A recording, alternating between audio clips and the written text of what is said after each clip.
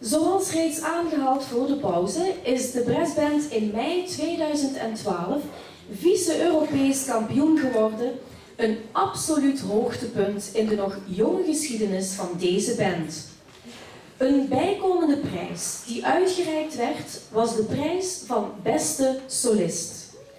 Deze prijs werd voor de eerste maal in de geschiedenis van de Europese kampioenschappen gewonnen door een basstrombonespeler, namelijk onze eigen Erwin Kelchtermans.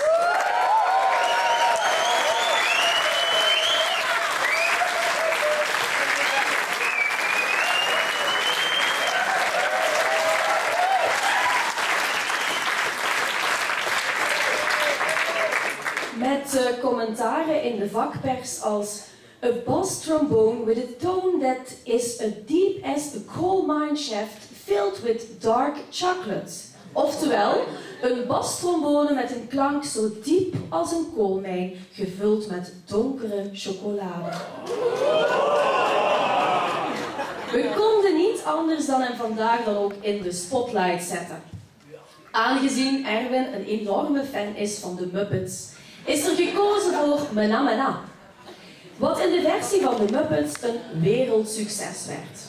Dames en heren, de Noord-Limburgse brassband onder leiding van Ivan Meilemans met de Muppet van dienst Erwin Kelchtermans.